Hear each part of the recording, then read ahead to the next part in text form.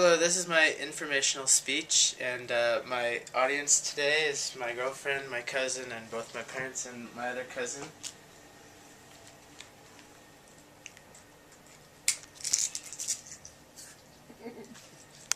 Alrighty.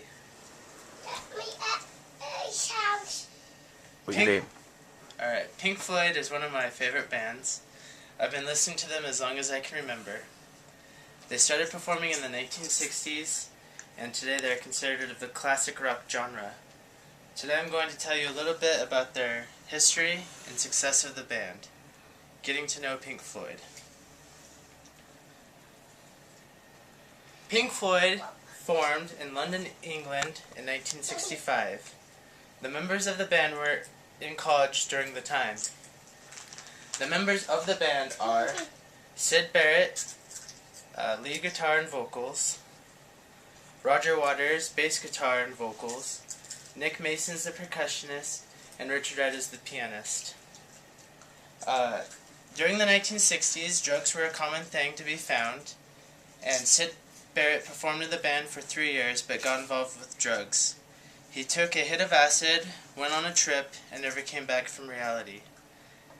The band had to move forward, and they found their man in David Gilmour, who I personally believe is one of the best guitar players of all time.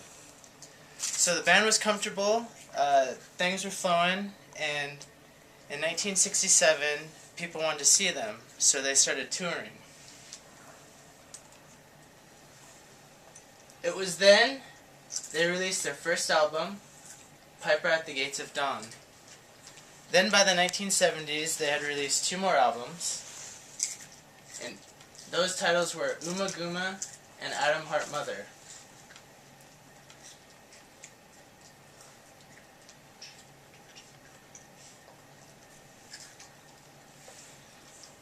Then 1971 rolled around, and they released another album, and that was by the title of Metal. This was the first CD that the band started getting really good reviews. It's also the showing of something that the band was working on, and that was a concept. It's called the concept album, and I'm just going to play here a clip of what this song sounds like. It's also one of my favorites on the CD, so.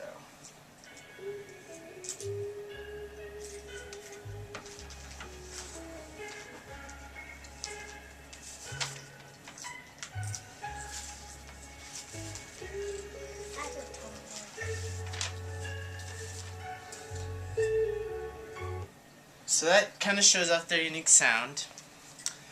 So, we fast forward here to 1973.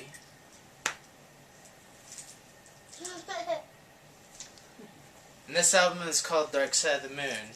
It's not only one of the all-time selling records of all, it's not only one of the all-time selling records of all times.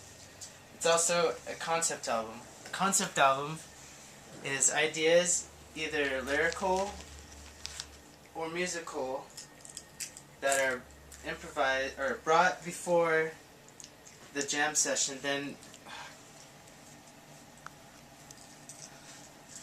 I totally messed that up. Let's see.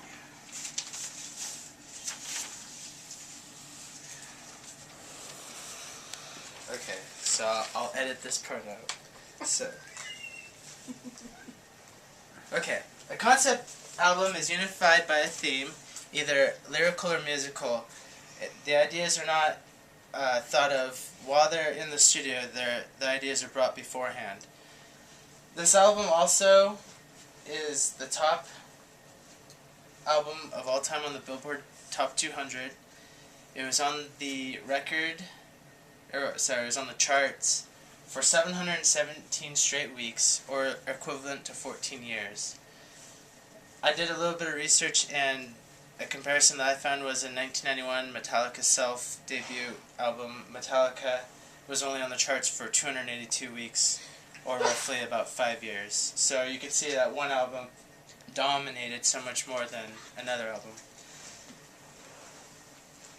So, with the success of this particular CD, the band was having a hard time on writing new material. It was then in 1979 that they released another album. It was a concept album, and that's called The Wall. Roger Waters lost his father in the war, World War II, over in Europe. So he had political ties to the city. Also, they had the influence of Syd Barrett because he couldn't perform in the band because of his drug problem. So Roger wanted to represent his buddy in The Wall. And then also in 1982, a cult film, The Wall, was released, and this film features regular film with animations.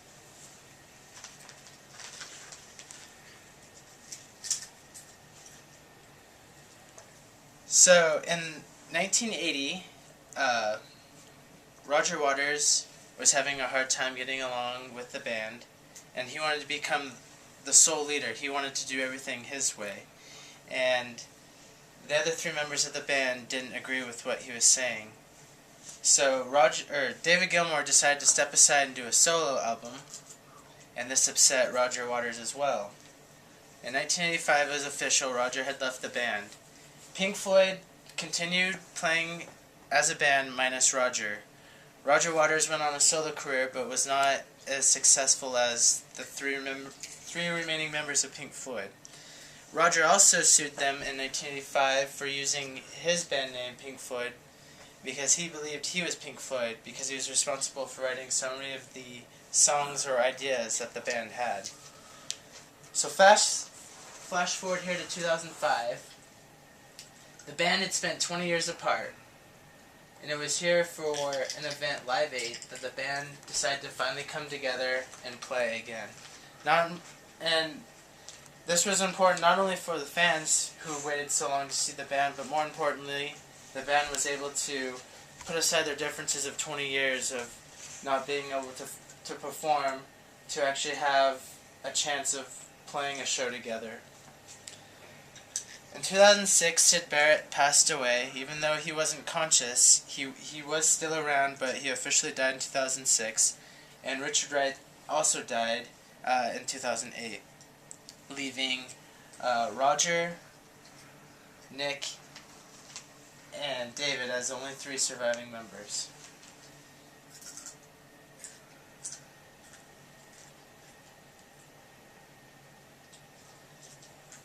Alright, so with the popularity of this band, you're able to find their merchandise virtually anywhere. They're the 9th best-selling artist of all time according to Billboard Top 200 records. They released 14 studio albums and many hits, single hits that you hear on today's airwaves. So now that I've told you about the history and success of the band, if you haven't heard of the band before, hopefully I've sparked a new interest for you. Alrighty, thanks.